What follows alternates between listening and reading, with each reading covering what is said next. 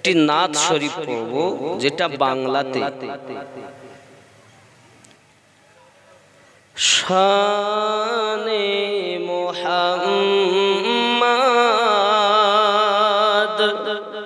শাহে Medina এলেন এ ত্রিভুবনে নবী কমলিওয়ালা। জোরে বলুন নবী কমলিওয়ালা।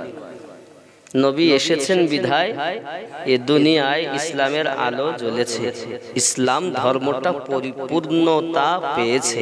জোরে বলে শানে মুহাম্মদ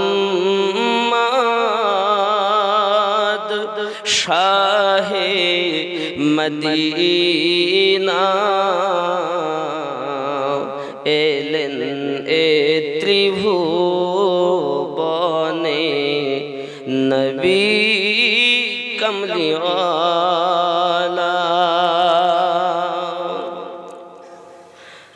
কলেমা নিয়ে গেলেন নবীজি ইহুদিদের কাছে, পাথর মেরে তাড়িয়ে দিল দয়ার নবীকে। কলেমা নিয়ে গেলেন নবীজি ইহুদিদের কাছে, পাথর মেরে তাড়িয়ে দিল দয়ার নবীকে। মদিনায় আসিয়া নবীজি মদিনায় আসিয়া নবীজি করিলেন উজালা। তিনি তো মুহাম্মদ নবী কমলিওয়ালা। জোরে বলুন, আরো জোরে বলুন। আমার নবী আপনার নবী কলেমা নিয়ে গেলেন, পাথর খেলেন। দিনের কলেমা নিয়ে নবীজি মক্কা নগরে গেলেন। দিনের কলেমা নিয়ে নবীজি মক্কা নগরে গেলেন। মানবেরি মনের দারি নূরের বাতি জ্বালাইলেন। জোরে কর, এই মনে যদি আলো না জ্বলে এ দেহের কোনো মূল্য নাই। মানবেরি মনের দারি নূরের বাতি জ্বালাইলেন। পাঠাইলেন প্রিয় নবীকে, পাঠাইলেন নূর নবীকে আল্লাহ তাআলা। তিনি তো মুহাম্মদ নবী কমলিওয়ালা। শানে মুহাম্মদ ও গো শাহে মদিনা এলেন এ ত্রিভুবনে নবী কমলিওয়ালা। জোরে বলুন হাশরের ময়দানে কিয়ামতের দিনে বিচার করিবেন আল্লাহ নিজ নাম গুনে। হাশরের ময়দানে কিয়ামতের দিনে বিচার করিবেন আল্লাহ নিজ নাম গুনে। সেই দিনে নবীজি হবেন, সেই দিনে নবীজি হবেন উম্মতের ভেলা। তিনি তো মুহাম্মদ নবী কমলিওয়ালা শানে মুহাম্মদ গো শাহে মদিনা। এলেন এ ধরায় নেমে নবী কমলিওয়ালা। আল্লাহুম্মা সাল্লি আলা সাইয়্যিদিনা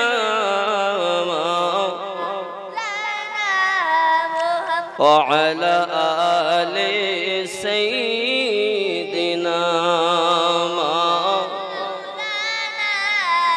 সাল্লাল্লাহু আলাইহি ওয়াসাল্লাম। নবীকে যদি প্রেম করা যায় লাভ হবে না ক্ষতি হবে? কথা বলুন, লাভ। কেউ আমার নবীকে প্রেম করে ক্ষতিগ্রস্ত হয়নি, হবেও না। যে নবীকে পাথরেও চিনেছে, পাথরে যার কলেমা পড়েছে, সুবহানাল্লাহ বলেন। এই নবীকে গাছে চিনেছে, অবলা জীব চিনেছে, চিনিনি কিছু হতভাগা মানুষ। আমাদের নবী পাকের ওসিলাতে আমরা জীবন পেয়েছি। নবী যদি না আসতেন আমরা জীবন পেতাম কি? খেয়াল করেন, আল্লাহ পাক রব্বুল ইজ্জাত আমাদের নবীকে সর্বশ্রেষ্ঠ পয়গম্বর বানিয়েছেন। এই নবী পাক সাল্লাল্লাহু আলাইহি ওয়াসাল্লাম যেমন শ্রেষ্ঠ, তার উম্মত তেমন আমরাও কি শ্রেষ্ঠ না অশ্রেষ্ঠ? আমরাও শ্রেষ্ঠ। আল্লাহর নবী মুসা আলাইহিস সালাম একদা কোহে তুর পাহাড়ে রব্বে করিমকে বলছেন, আল্লাহ আপনি আমাকে এত নেয়ামত দিয়েছেন যে আমি মুসা বড় খুশি। এই রূপ মনে হয় আপনি আর কাউকে এরকম নেয়ামত দেননি। কোরআন। তখন আমার আল্লাহ পাক বললেন, ওগো নবী মুসা, তোমাকে আমি আল্লাহ উপযুক্ত বানিয়েছি, সম্মানিত করেছি।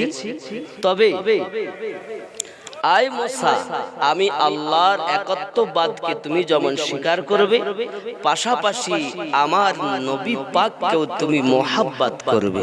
জোরে বলে। নবী মুসা আলাইহিস সালাম বললেন, আয় আল্লাহ, আপনাকে এক বলে মানব, তো পাশাপাশি আপনার নবীকে কেন ভালোবাসতে হবে? আপনার হুকুম পালন করব, আপনার নিষেধগুলো বর্জন করব, তবে আপনার নবীকে কেন আমাকে ভালোবাসতে হবে? তখন আমার আল্লাহ পাক জানালেন, লাউলা মুহাম্মাদু ওয়া উম্মাতুহু, আমি যদি মুহাম্মদ সাল্লাল্লাহু আলাইহি ওয়াসাল্লাম এবং তার উম্মতকে না বানাতাম, লামা খালাকতুল জান্নাহ, আমি আল্লাহ জান্নাত বানাতাম না, ওয়ালান নার, আমি আল্লাহ দোজখ বানাতাম না, ওয়ালা শামস, আমি আল্লাহ সূর্য বানাতাম না, ওয়ালান নাহার, আমি আল্লাহ দিন বানাতাম না, ওয়ালাল কমার, আমি আল্লাহ পাক চন্দ্র বানাতাম না, ওয়ালাল লাইল, আমি আল্লাহ পাক আল্লাহ তাআলা রাত বানাতাম না, ওয়ালা মালাকান, আমি আল্লাহ পাক রব্বুল ইজ্জাত কোন ফেরেশতা বানাতাম না, ওয়ালা নবিয়্যা, আমি আল্লাহ পাক কোন নবীও বানাতাম না। আরো জোরে বলে। রব্বে কারীম আরো পরিষ্কার করে জানালেন, আই নবী মুসা, তুমি জেনে রাখো শুধু এতটুকুই নয়, ওয়ালা মুরসালা, আমি আল্লাহ পাক আল্লাহ তাআলা কোন মুকাররব ব্যক্তি বিশিষ্ট ব্যক্তি বানাতাম না। ওয়ালা ইগিয়াকা, হে নবী মুসা তুমি শুনে রাখো, এমন কি আমি আল্লাহ তোমাকেও বানাতাম না। যে নবীর এত দাম, যে নবী শ্রেষ্ঠতম পয়গম্বর, যে রাসূলের উম্মতের এত শ্রেষ্ঠতম পাওয়ার আল্লাহ দিয়েছেন, ওই রাসূলের উম্মত কখনো মদখোর হতে পারে না, ওই রাসূলের উম্মত কখনো বেনামাজি হতে পারে না, ওই রাসূলের উম্মত কখনো মিথ্যাবাদী হতে পারে না, ওই রাসূলের উম্মত কখনো আল ঠেলতে পারে না, ওই রাসূলের উম্মত কখনো মহিলা সমিতি করতে পারে না, ওই রাসূলের উম্মত কখনো দুনিয়ায় পাপে লিপ্ত হতে পারে না। কারণ আমার আল্লাহ পাক রব্বুল ইজ্জত বলেন, আমার বান্দা বান্দি জেনে রাখো, আমি আমার নবীকে জগতের বুকে পাঠিয়েছি তোমাদেরকে আমি আল্লাহর একাত্মবাদকে জানানোর জন্য। পাশাপাশি আমি আল্লাহ পাক রব্বুল ইজ্জত জাহান্নামও বানিয়েছি, জান্নাতও বানিয়েছি, শুধু একটি মাত্র কারণ, হে আমার বান্দা বান্দিরা, তোমরা আমার নবীর হুকুমকে মেনে চলবে, আমার নবীর নিষেধকে বর্জন করে চলবে। আমার রাসূল শুধু শুধু রাসূল নয়, আমার রাসূল এমন আমি আল্লাহ যাকে হাবিবুল্লাহ বলেছি। কি বলেছি? হাবিবুল্লাহ, হাবিবুল্লাহ এর মানে এটাই, আদম আলা নবিয়িনা আলাইহিস সালাম থেকে নিয়ে যত নবী রাসূল রব্বে কারীম জগতের বুকে প্রেরণ করেছেন, সমস্ত নবী ও রাসূল শুধুমাত্র আল্লাহকে খুশি করতে চেয়েছেন, রাজি করতে চেয়েছেন। কোন কাজ করলে আল্লাহ রাজি থাকবেন, কোন কাজ করলে আল্লাহ খুশি হবেন। আর আমার আল্লাহ পাক রব্বুল ইজ্জত বলেন, কালিম আমাকে রাজি খুশি করতে চায়, সফিউল্লাহ আমাকে রাজি খুশি করতে চায়। সফিউল্লাহ কার উপাধি? হযরতে আদম আলা নবিয়িনা আলাইহিস সালামের উপাধি ছিল আদম সফিউল্লাহ। জোরে বলুন সুবহানাল্লাহ। কেউ কালিমুল্লাহ, কেউ খলিলুল্লাহ, কেউ জফিউল্লাহ, কেউ নাজিউল্লাহ, কেউ রূহুল্লাহ। আমাদের নবী হলেন হাবিবুল্লাহ। আরো জোরে বলে कलीम और हबीब में फर्क क्या है? कलीम এবং হাবিবের মধ্যে পার্থক্যটা কি? এটাই, কলিম আল্লাহকে রাজি করতে চান, আর হাবিব উনি যার রাজিতে, যার খুশিতে স্বয়ং আল্লাহ রাজি ও খুশি হয়ে যান। তো আমাদের নবী রাজি খুশি, তো আল্লাহ রাজি খুশি। আরো জোরে, কত দাম আমাদের নবী, কত দাম আমাদের রাসূলের। কে দিয়েছেন? কে দিয়েছেন? আল্লাহ দিয়েছেন। যে রব্বে কারীম মুসা আলাইহিস সালামকে উপদেশ দিলেন আমার নবীর প্রেম মোহাব্বত করার জন্য, বাবা ওই আল্লাহ পাক রব্বুল ইজ্জত আমাদেরকে আদেশ করেছেন কোরআন মাজিদের মধ্যে, কুল ইন কুনতুম তুহিব্বুনাল্লাহ ফাত্তাবিউনি ইউহিব্বুকুমুল্লাহ।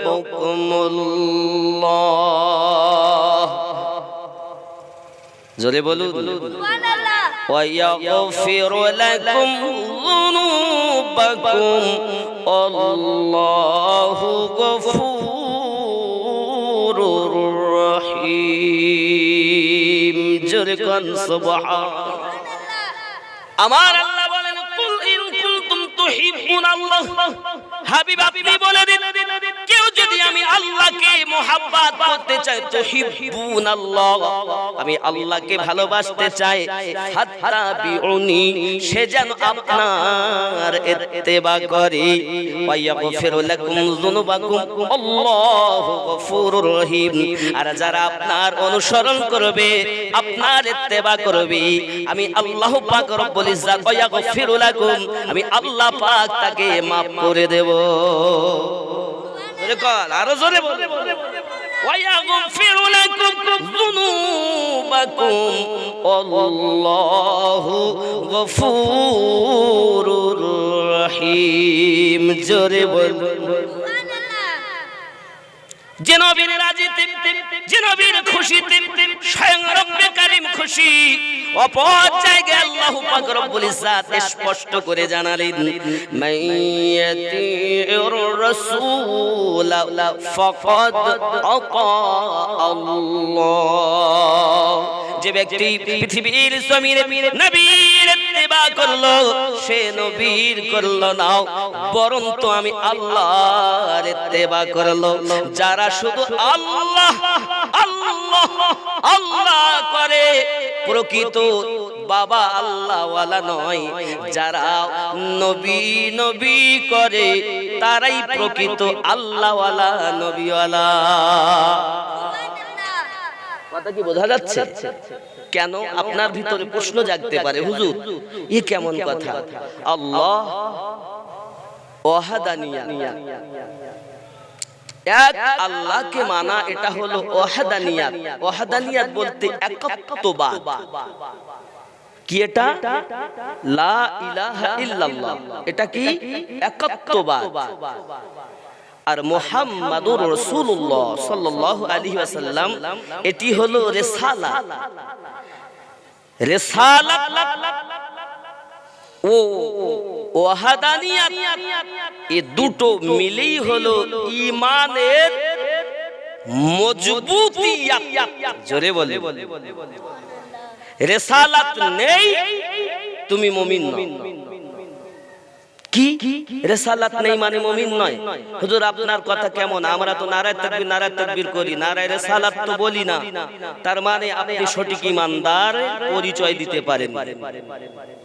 মুখে হয়তো আপনি বলছেন না, কিন্তু অন্তর থেকে যদি রাসূলকে মানার দুটো জিনিস, এই যে ইকরারুম বিল লিসান ওয়া তাসদীকুম বিল কলব, জবান দিয়ে ইকরার করা আর দিল থেকে তাসদীক করার নাম হলো ঈমানদার। জোরে বলুন। ইকরার জবান দিয়ে পড়া আর দিল থেকে তাসদীক করা। তাহলে মুখে পড়া একরকম, আর দিল থেকে মেনে নেওয়া তার দাম বেশি, না মুখে পড়া তার দাম বেশি? কথা বলেন। দিল থেকে মেনে নেবে যেটা, সেটাই হলো বেশি গ্রহণযোগ্য, ঠিক কিনা বলেন? বন্ধুরে আমার, সহিহ বুখারী কিতাবুল ঈমান হাদিস নাম্বার 15, আনাস বিন মালিক রাদিয়াল্লাহু তাআলা আনহু হাদিসটি বর্ণনা করছেন, লা ইউমিনু আহাদুকুম হাত্তা আকুনা আহাব্বা ইলাইহি মিন ওয়ালিদিহি ওয়া ওয়ালাদিহি ওয়ান নাসি আজমাইন। সুবহানাল্লাহ।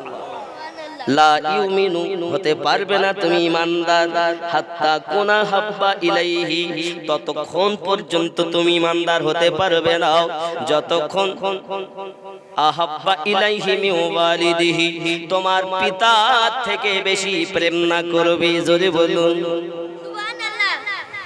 বাপকে বেশি ভালোবাসো, মাকে বেশি ভালোবাসো।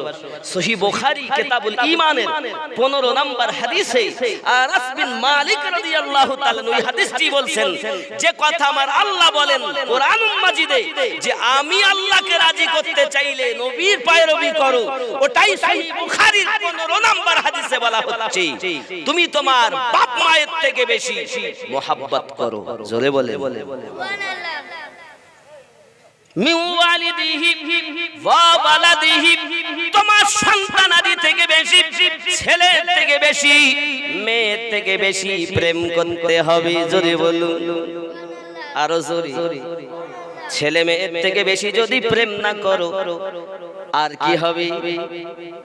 আমার নবী সাল্লাল্লাহু আলাইহি ওয়াসাল্লাম প্যারা জবানে বলেছেন, দুনিয়ার সমস্ত মানুষ তোমার আত্মীয় স্বজন, শ্বশুর শাশুড়ি, পিতা মাতা, সন্তানাদি, দুনিয়ার সমস্ত মানুষের থেকে বেশি আমি নবীকে যদি প্রেম না করতে পারো, লা ইউমিনু, তোমরা মুমিন ও মুমিনা হতে পারবে না। বোঝা গেল পৃথিবীর মাটিতে সব থেকে বেশি নবীকে প্রেম করার নাম হলো ইমানদার। ওয়াহাদানিয়ার সঙ্গে রিসালাতকে মানার নাম হলো ইমানদার। কথা কি স্পষ্ট হলো? এখন যদি আমরা রিসালাত অস্বীকার করি তাহলে কি আমরা ইমানদার হব? মন থেকে হয়তো আপনি মানছেন নবী রিসালাতকে, কিন্তু জবান থেকে আপনি যেই নবী রিসালাতের তাকবীর দেওয়া হয়, নারে রিসালাত, কেউ বলছে ওটা তো ওই সমাজের লোক দেয়, তো কারা দেয়? তো বেরিলিরা দেয়। লা হাওলা ওয়ালা কুওয়াতা ইল্লা বিল্লাহ। নারে রিসালাত উঁচু হোক, রিসালাতের ধ্বনি, রিসালাত মানি নবী, জোরে বলে। তো আপনি আমি যদি আমার নবী রিসালাতের দাওয়াত নাই বা দিলাম, আমাদের রব আগে থেকেই কোরআন শরীফে ওয়াজ করে আমার নবীর শান বাড়িয়ে দিয়ে নিজে 30তম পারা সূরা ওয়াদ-দুহার মধ্যে জানিয়ে দিয়েছেন। সূরা দোহা কি বলেছেন?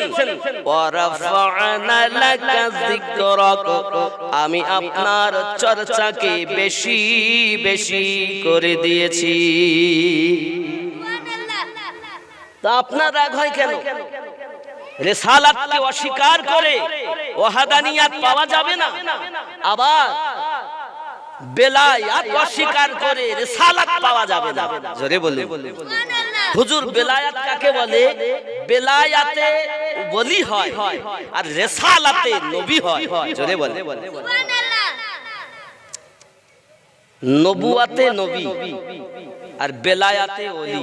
জোরে বলে আল্লাহ যাদের নবুয়াত দিয়েছেন তারা হলেন নবীগণ, আর সকল নবীর মধ্যে আমাদের নবী, জোরে বলুন, শ্রেষ্ঠ। আর সকল আউলিয়াদের মধ্যে পৃথিবীতে গাউসে আজম হলেন শ্রেষ্ঠ। জোরে বলে কথা কি বোঝা যাচ্ছে? এজন্য আমি গজলে বলেছি, দেখবেন, শুনে দেখবেন, আল্লাহর ওলি ছাড়া নবী পাবি না রে দিওয়ানা, আল্লাহর ওলি ছাড়া নবী পাবি না। তার আগে আমি এই জিনিসটা বোঝানোর জন্য আরেকটুখানি পিছিয়ে যাই। দেখেন, আমার হুজুর শাহ আলিমউদ্দিন নকশবন্দি রহমাতুল্লাহ আলাইহি একটি কথা লিখছেন, মন হও আলেম, হও কারি হাফেজ। খেয়াল করেন, মন হও আলেম, কারি হাফেজ। হও রে তুমি বড় মাওলানা, তোমার মনের কালি না ঘুচালে মানুষ হতে পারবে না। সুবহানাল্লাহ। কথা কি বুঝতে পারছেন বাংলা কথা? মুখে মনে বিভাগ ছাড়ো, পথ বুঝে ভাই গমন করো।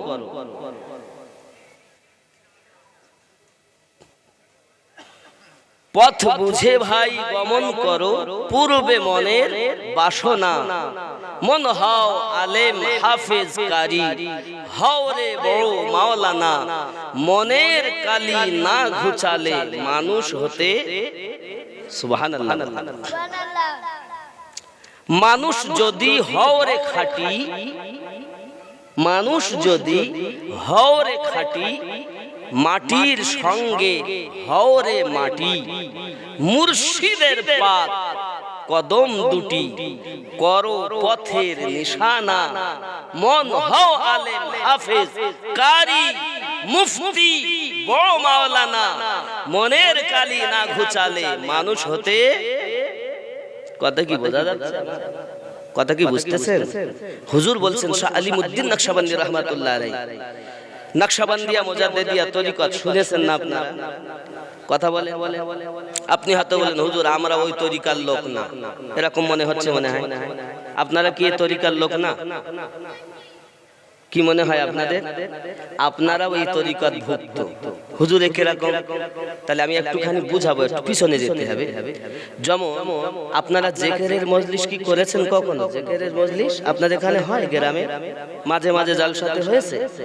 দেখবেন জিকিরের মজলিসে গিয়ে বলে, যারা জিকির করতে আসেন দেখবেন বলবে, আমার দাদা হুজুর পীর কিবলা রহমাতুল্লাহ আলাইহির কলবের ওসিলায়, অথবা মেজে হুজুর বা ছোট হুজুর বা 4 শহীদ 5 হুজুরদের কলবের ওসিলায় আমার কলবে 4 তরিকার ফায়েজ আসো। আল্লাহ আল্লাহ বলেন, লা ইলাহা ইল্লাল্লাহ, আল্লাহ আল্লাহ আল্লাহ করেন না? করেছেন তো নাকি? আমি যে কথাটা বলছি এটা কি মিলছে? 4 তরিকতে, তার মানে যারা দাদা হুজুর পীর কিবলা রহমাতুল্লাহ আলাইহিকে ভালোবাসেন, মুরিদ হয়েছেন, মেজে হুজুর বলতেছেন, তাদের শিক্ষাটাই হুজুর এটাই দিয়ে গেছেন যে তোমরাই 4 তরিকত অন্তর্ভুক্ত। জোরে বলে, বোঝা যায় না? আর এই 4 তরিকতের একটি তরিকতের নাম হলো নকশবন্দিয়া মুজাদ্দিদিয়া। নাকি কথা বলেন না? আমি কি ভুল বলছি না ঠিক বলছি? ঠিক ঠিক। এই তরিকতে আমি বায়াত হয়ে আছি। আর ওই আমার ওই তরিকতের একজন মুর্শিদে হাক্কানি আল্লাহর ওলি শাহ আলিমউদ্দিন নকশবন্দি রাহমাতুল্লাহ আলাইহি কথাটা লিখছেন। তার মানে আপনি হয়তো ওনার কাছে মুরিদ নন, ওনাকে হয়তো আপনি চেনেন না, তবে আপনি এনার তরিকতের অন্তর্ভুক্ত আছেন। জোরে বলে, ঠিক বলছি না ভুল বলছি? কথা কি ঢুকছে বেরেনে? জি। দেখবেন মলবিতে দ্বিধাদ্বন্দ্ব। আল্লাহর ওলিরা কিন্তু মনের দিক থেকে সব নবী পাওয়ার আশায় এক এক ফুল এক এক ভাবে সুগন্ধ দিয়ে মানুষকে আল্লাহ নবীওয়ালা বানিয়ে গেছেন। ঠিক কিনা? বদমাইশি মলবির দল। আমি আমার মতো এসে আপনাকে খেলিয়ে দিলাম, আর একজন এসে খেলিয়ে দিল, বুঝলো না, সঠিকটা কেউ বুঝলো না। আর আমার বক্তব্য হলো, তুমি একজনের মুরিদ হও, সমস্ত পীর ও মুর্শিদ হাক্কানিকে ভালোবাসো, এর নাম হলো তরিকত। জোরে করে, যেমন এক নবীর উম্মত সমস্ত নবীকে ভালোবাসো, তদরূপ এক পীরের মুরিদ সব পীরকে ভালোবাসো। এক ইমামের অনুসারী সব ইমামকে ভালোবাসি, ঠিক তদরূপ এক পীরের মুরিদ সব পীরকে ভালোবাসে। কথা কি বোঝা যাচ্ছে? কথা বলে, আমার কথা কি বাংলা বুঝতেছেন নাকি? একটু হ্যাঁ হো না দিলে আমি কি করে বুঝবো? আব্বা আরো একটি কথা বলি, আপনি আপনার পিতাকে যত পারেন সম্মান করুন, কিন্তু আপনার পিতা ভালো আর একজনের পিতা যে খারাপ, এটা আপনি কেমন করে জানেন? বরঞ্চ আপনার বিবেক বুদ্ধিতে সঠিক বিচার এটাই হওয়া উচিত, আমার পিতা ভালো, আমার গ্রামে যত মানুষ আছে তাদের বাপও ভালো, কিন্তু সবার বাপের থেকে আমার কাছে আমার বাপ আরো ভালো। কথা কি বুঝতেছেন?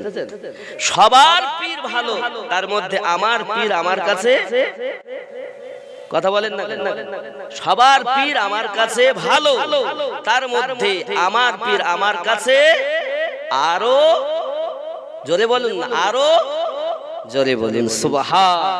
এর নীতি হওয়া উচিত। এটাই হলো তরিকত, এটাই হলো উলফাত, আর এটাই হলো তরিকতের বিধান। জোরে কোন সুবহানাল্লাহ। এরা তরিকত করছে, আবার সবকে বাদ দিচ্ছে।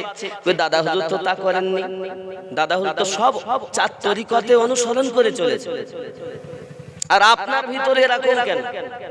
আমারটাই ভালো আর সব খারাপ, তার মানে ও আসলে নিজে খারাপ। ঠিক নেই? আমার কথা বুঝতে রাগ হচ্ছে না তো? আমি এই জন্য বলছি, একটু বোঝো। মানুষ যদি হওরে খাঁটি, মাটির সঙ্গে হওরে মাটি। খেয়াল করেন, মানুষ যদি হওরে খাঁটি, মাটির সঙ্গে হওরে মাটি রে, মুর্শিদের পাক কদম দুটি কর পথের নিশানা, মনের কালি না ঘুচালে মানুষ হতে পারবি না। খেয়াল করেন বাবা, পৃথিবীর মাটিতে আমাদের বোঝা দরকার অনেক কথা, আমি আর সব বলবো না, অল্পতেই বুঝে নেন। তাহলে আমাদের ভিতরও ভালো করতে হবে, ওপরও না ভিতর ময়লা থাকবে আর ওপরে ভালো থাকবে, পরিষ্কার চকচকে কাপড় চোপড় টুপি জামা ভালো আর ভিতরে ময়লা, তার মানে মাকাল ফল। মাকাল ফল বোঝেন তো নাকি? মাকাল ফল দেখছেন না? মাকাল ফল এ হলে কি আল্লাহ নবী পাওয়া যাবে গো? নবী পেতে গেলে আপনার ওপরটাও ভালো করা দরকার, ভিতরটাও। সুবহানাল্লাহ।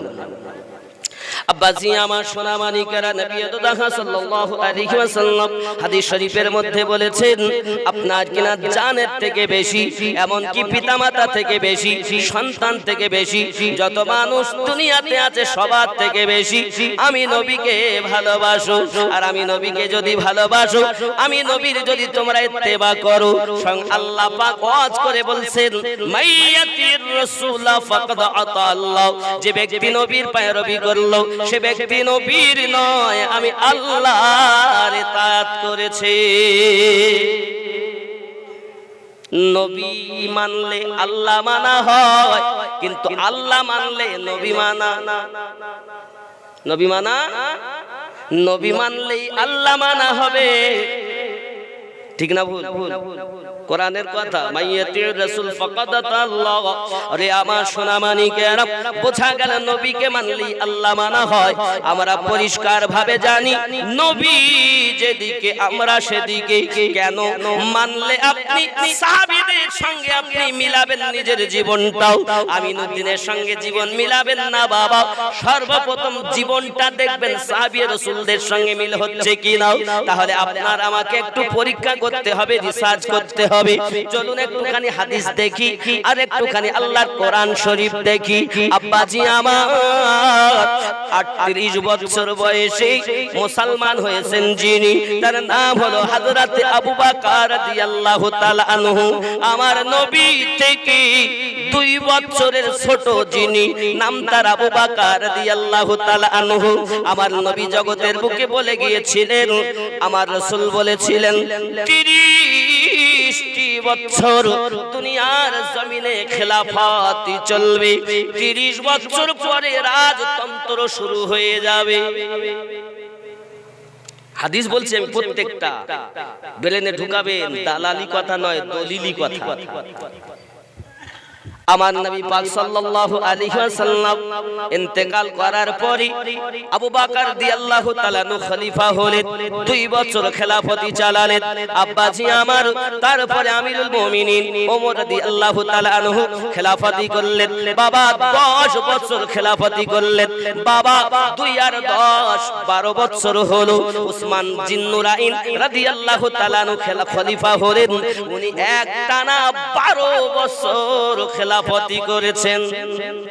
তাহলে কত হলো গণেন? 2 10 12 আর একজনাই 12 বছর। কত বছর হলো? 24 বছর। কত বছর বাকি আছে? 6। 30 এর থেকে 24 বাদ দিলে কত থাকে? 6। খলিফা কয়জন গেল? 3 জন। খলিফা হলেন হযরত আলী রাদিয়াল্লাহু তাআলা আনহু। আব্বা আমার খেলাফতি করলেন 5.5 বছর। 24 আর 5.5 কত হলো? 29। বাবা আমার হযরত আলী রাদিয়াল্লাহু তাআলা আনহু ইন্তেকালের পর 6 মাস খেলাফতি করলেন হযরত ইমাম হাসান পাক রাদিয়াল্লাহু তাআলা আনহু। জোরে বলুন বাবাজি আমার। তাহলে বোঝা গেল খলিফা কয়জন? খলিফা কয়জন? 5 জন হলো। সাহাবীদের মধ্যে শ্রেষ্ঠ 4 জন, আবু বকর, ওমর, উসমান, আলী। কিন্তু খলিফা হলেন 5 জন। যদি আপনি 4 জন খলিফা বলেন তো আমার নবী পাকের হাদিসকে অস্বীকার করা হয়, আমার নবীর বড় নানু ভাইকে অস্বীকার করা হয়। আমি আমিনুদ্দিন চ্যালেঞ্জ দিয়ে বলি, তুমি দেখো, হাদিস উঠিয়ে দেখো, যদি না থাকে আমাকে ধরো। আর যদি থাকে গ্রহণ করো। আমরা জানি 4 জন সাহাবী শ্রেষ্ঠ, কিন্তু খলিফা 5 জন, একজন ইমাম হাসান পাক, জোরে বলে। উনি যখন খলিফা হলেন, আব্বা আমার এলাকায় গন্ডগোল দেখা দিল, রাজতন্ত্র, আব্বা আমার বড় গন্ডগোল হলো, সম্প্রদায়ের মধ্যে মারামারি হলো। এই সম্প্রদায়ের মধ্যে মীমাংসা করেছিলেন যিনি, তার নাম ইমামে হাসান পাক রাদিয়াল্লাহু তাআলা আনহু। কারণ খলিফা কাকে বানাতে হবে, গন্ডগোল হলো এরকম, খলিফা বানাতে হবে আমিরুল মুমিনিন হযরতে আমিরে মাবিয়া রাদিয়াল্লাহু তাআলা আনহুকে আপনার কিনা বানাতে হবে। কিন্তু বাবা আমার খলিফার যুগ চলে গেছে। রাসূল আমার বললেন 30 বছর খেলাফতি চলবে, আর 30 বছর পর খেলাফত নয়, রাজতন্ত্র হবে। আব্বা আমার 6 মাস যখন খেলাফতি করলেন, আমিরে মাবিয়া রাদিয়াল্লাহু তাআলা আনহুকে আপনার গদিতে বসানো হলো। এটা খেলাফতি নয়, এটা হলো রাজতন্ত্র। খেলাফত আছে হাসান পাকের কাছে। কোথায় কোথায়? এইটাই কি আমরা গলিয়ে ফেলি। আমিরে মাবিয়ার কাছে রাজতন্ত্র ছিল, খেলাফতি ছিল না। খেলাফতি ছিল ইমাম হাসান পাকের কাছে। জোরে কোন শর্তনামা হয়েছিল, শর্তনামা হয়েছিল যে আমিরে মাবিয়ার পরে পরে ইমামে হাসান পাককে খেলাফতি দেওয়া হবে। উনি পুনরায় গদিতে আসবেন এই শর্তের উপরে। কিন্তু বাবা দিন যায় রাত আসে, যখন আমিরে মাবিয়ার বয়স হলো, দুনিয়া থেকে বিদায় নিল, তার বেটা ইয়াজিদ গদিতে বসে গেল, রাজতন্ত্র চলতে লাগলো। কিন্তু খেলাফতি কোথায়? হাসান পাকের কাছে। দেয়নি তারা।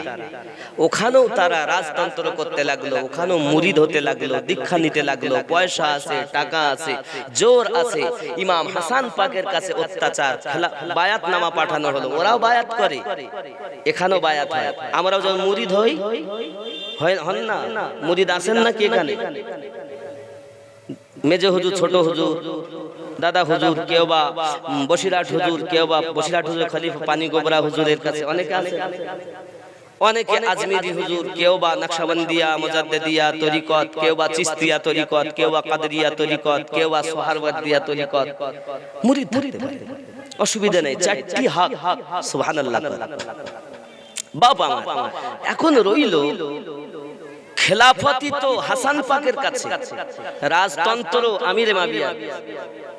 আমিরে মাবিয়ার বেটাও ইয়াজিদও এই করতে লাগলো। চলেন এই খেলাফত এখানে, রাজতন্ত্র এখানে থাক। আমি যে কথা বলতে গিয়েছিলাম যে আমাদের জীবনটা সাহাবীদের সঙ্গে মিলাতে হবে, মনে আছে নি? হযরত আবু বকর রাদিয়াল্লাহু তাআলা আনহু আপনার 38 বছরে কলেমা পড়ে ঈমান আনলেন যখন। কিভাবে বাবা আমার ঘটনা অতি লম্বা, ছোট্ট করে বলি। উনি যখন সিরিয়ার মাটিতে আপনার ব্যবসায় গেছেন, ব্যবসায় যাওয়ার পরে একটি স্বপ্ন দেখতেছেন, আকাশের চন্দ্র তার বুকের উপরে চলে এসেছে। জোরে বলুন, আকাশের চন্দ্র তারা হযরত আবু বকর রাদিয়াল্লাহু তাআলার বুকের উপরে এসে উঠে আপনার কিনা নেমে এসেছে। হযরত আবু বকর রাদিয়াল্লাহু তাআলা ছুটলেন একজন স্বপ্নের তাবির করনেওয়ালার কাছে, গিয়ে বলতেছেন, ভাইজান আপনি শুনেছি স্বপ্নের মানে করেন, বলুন। আমি রাতের বেলাতে একটি স্বপ্ন দেখেছি, এই স্বপ্নের মানেটা কি হবে? উনি বলছেন স্বপ্নের মানে হবে এই, তোমার বাড়ি কোথায়? প্রথমেই যেই স্বপ্ন বলেছেন, তোমার বাড়ি কোথায়? তা আমার বাড়ি মক্কায়। তোমার নাম কি? আবু বকর। তাই? আহা, আচ্ছা আপনি আশ্চর্য হচ্ছেন কেন? যেমন দেখবেন যদি জানা থাকে কারো কোনো বিষয়, তা আপনি বললে সে কি তুমি এই জিনিসটা করেছো, ও মানে সব জানে।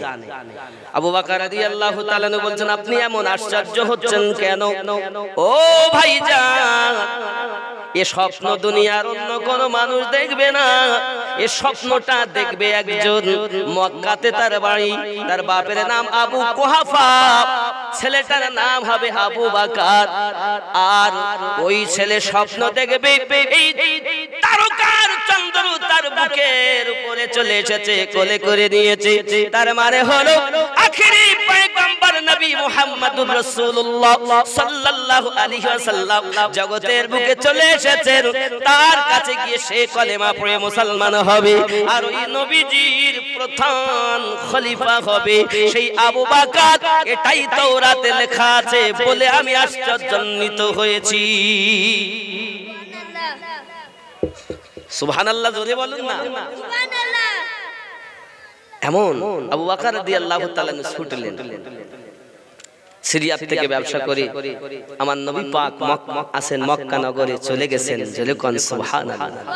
আমার রাসূল পাকের কাছে যখন গিয়েছেন, গিয়ে দেখছেন নাক নকশা সমস্ত কিছু তো বলেই দিয়েছে ওই স্বপ্নের মানে কারণেওয়ালা। উনি কলেমা তো পড়ছেন, কিন্তু বলছেন হুজুর আপনি তো নবী হয়ে এসেছেন, তা আমি আবু বকর আপনার কাছে একটা মুজিজা দেখতে চাই। সুবহানাল্লাহ। আমার নবী আপনার নবী বলেন, আয় আবু বকর, আবু কুহাফার বেটা আবু বকর, শুনে নাও, তুমি আমার কাছে মুজিজা দেখতে চাও। ওগো আবু বকর, সিরিয়ার মাটিতে শুয়ে তুমি যে স্বপ্নটা দেখছো এটাই হলো আমার মুজিজা। আবু বকর রাদিয়াল্লাহু তাআলা কদমে পড়ে গেলেন, দরুদি আমি সিরিয়ার মাটিতে রাতের বেলায় স্বপ্ন দেখেছি, আপনি মক্কা নগর থেকে জানলেন কেমন করে? বলে ওগো আবু বকর, তুমি কি মনে করো আমাকে শুধু একজন মানুষ? আমি হলাম আল্লাহর রাসূল। সুবহানাল্লাহ। আরো জোরে চিৎকার করে কন্যা সুবহানাল্লাহ। নারায়ে, আমি নারায়ে রিসালাত দেব, আমার নবীর ধ্বনি উচ্চ হোক, নারায়ে রিসালাত। আরো জোরে নারায়ে রিসালাত, নারায়ে তাকবীর। নবী ছাড়া আল্লাহ পাবে না, নবীকে পেতে হলেই, নবী পেলেই আল্লাহ পাবে। কথা কি বুঝতেছেন? আমি এই কথা বলি অনেকের ভালো লাগে না, এই হুজুর এই আলাদা আলাদা বলছে। আপনি আপনার বিবেক দিয়ে ভাববেন, আমার কথা কোনো চিন্তা ভাবনা করবেন আমি ভুল বলে গেলাম না। কারণ আমরা মৌলবীরা হলাম বড় ব্যবসাদার। আপনাদেরকে যখন পাই, যেমন ফুটবল দেখেছেন না, ফুটবল যার পায়ে যখন যায় সে তখন ইচ্ছা মতো লাথি মারে। তা আমরা বক্তারা, লেকচারেরা স্টেজে এসে ইচ্ছা মতো আপনাদেরকে লাথি মারছি। কোন দিক? এদিকে লাথি, ওদিকে লাথি, ও আসে ওর মতো, এ আসে এর মতো। আপনারাই পরেশান হয়ে গেছেন যাব কোন দিকে। ঠিক কিনা বলে? দোষ আপনাদের নয়, দোষ আমাদের। যে কোন আলেমে দ্বীন স্টেজে আসবে, বক্তব্য দিবে, তার বক্তব্যটা উপর থেকে নিচে পর্যন্ত বিবেক দিয়ে ভাববেন, যদি ঠিক থাকে নিশ্চিত তার কথা গ্রহণযোগ্য। আর তার কথা যদি কোনো জায়গায় মিস্টেক হয়, আমার ওই মিস্টেক কথা মানতে রাজি। ঠিক কিনা? কথা কি বুঝতেছেন? আব্বাজি আমার সোনা মানিকেরা, আবু বকর রাদিয়াল্লাহু তাআলা আপনার কিনা কদমে লুটিয়ে পড়লেন, হুজুর আমাকে কলেমা পড়িয়ে মুসলমান বানিয়ে দেন। আমার নবী, আপনার নবী পাক সাল্লাল্লাহু আলাইহি ওয়াসাল্লাম মুসলমান বানালেন। উনি মুসলমান হয়ে গেলেন 38 বছর বয়সে। বাবা, এমন সময়তে একদিনের ঘটনা বলি, যে কথাটি বলেছি আগে দেখতে হবে জীবনটা আমাদের সাহাবীদের সঙ্গে মিল আছে কিনা। চলুন, যদি আপনি মানতে পারেন আবু বকর হবেন, না মানতে পারেন তো আবু জাহেলের দলে হবেন। চলুন আমরা একটু কোরআন থেকে রিসার্চ করি। আমার আল্লাহ পাক কোরআন শরীফে ওয়াজ করেন, কদ নারা তাকাল্লুবা ওয়াজহিকা ফিস সামাই ফালানুওয়াল্লিয়ান্নাকা কিবলাতান তারদাহা। জোরে বলুন। কেবলা যখন পরিবর্তন হয়, বাইতুল মুকাদ্দাসের দিকে নবী আমার যখন নামাজ পড়ছেন, ইহুদিরা এসে বলল, হুজুর আপনি যদি নবী হন তো আপনার তো কেবলা আলাদা হওয়া দরকার, আমাদের দিকে কেন, আমাদের কেবলার দিকে কেন? তো আমার নবী নামাজ পড়ছেন, 4 রাকাত নামাজের নিয়ত করেছেন। সুবহানাল্লাহ বলেন। কোরআন আল্লাহ ওয়াজ করছেন, কদ নারা তাকাল্লুবা ওয়াজহিকা ফিস সামাই। নবী আমার নামাজ পড়তে পড়তে বারবার আকাশের দিকে তাকাচ্ছেন। আব্বা আমার, ও ভাই জানেরা আমার, খুব ভালো করে বুঝুন, আশিকে নবী, আশিকে রাসূল, নবীর পাগলেরাও ভালো করে প্লেনের ভিতরে ঢুকান। আমার রাসূল নামাজ পড়ছেন, আকাশের দিকে তাকাচ্ছেন। আল্লাহ বলেন, হাবিব কেন বারবার তাকাচ্ছেন? আমার আল্লাহ অন্তর্যামী, আল্লাহু ইন্নাল্লাহা আলা কুল্লি শাইইন মুহিত। নিশ্চয় আল্লাহ তাআলা অন্তর্যামী। জোরে বলুন। আল্লাহ যদি অন্তর্যামী হন, আল্লাহ আবার জিজ্ঞাসা করছেন কেন? কারণ কিছু মানুষ এমন থাকবে, আল্লাহ যদি নিজ ইচ্ছাতে কিছু করে দেন, নিজের কুদরতে করেন, তো মানুষ উপযুক্ত প্রমাণ চাইবে। আমি দিলে আমি পারি, কিন্তু দিব না, কারণ ওদের কাছে প্রমাণ দেওয়া দরকার। আল্লাহ বলে, আয় আমার হাবিব, কেন আপনি বারবার আকাশের দিকে তাকাচ্ছেন? সামা মানে আসমান, আকাশের দিকে তাকাচ্ছেন। আমার নবী, আপনার নবী বলেন, আল্লাহ যদি আপনি কিবলা পরিবর্তন করে দিতেন, আমি রাসূলুল্লাহ বড় খুশি হয়ে যেতাম। আমার আল্লাহ পাক রব্বুল ইজ্জত বলেন, আয় আমার হাবিব, আমি কাউকে বানিয়েছি কালিমুল্লাহ, কাউকে বানিয়েছি সফিউল্লাহ, কাউকে বানিয়েছি নাজিউল্লাহ, কাউকে বানিয়েছি রুহুল্লাহ, আর আপনাকে বানিয়েছি হাবিবুল্লাহ।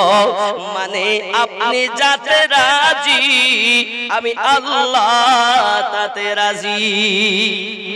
জোরে বলো। কুরআন है कोई मुसलमान जिसको काट दे, যদি হাদিস বলতাম তো ওরা বলতো ওটা জাল হাদিস। তো কোরআন শরীফ কি জাল আছে? এই কথা কর না, কোরআন শরীফ কি জাল আছে? যাদের আকীদাটাই খারাপ, গোড়া থেকেই যারা বুঝিনি, বা আলেম সমাজ আমরা আপনাদের বুঝাইনি, এই দোষটা আমাদের, আপনাদের নয়। আপনারা সাধারণ ভোলে ভালা মানুষ, জানেন আমরা নামাজ কালাম পড়বো, ইনকাম করব, একটু দরকার হলে আল্লাহর ওলিদের দরবারে যাব, জিয়ারত করব, মুরিদ হব, একটু ওজিফা করব, বাস আল্লাহ আল্লাহ রাসূল পেয়ে যাব। এটাই তো আপনারা তো সব জানেন না। আমরা বক্তারা শেষ করে দিলাম সমাজটাকে। ঠিক না ভুল?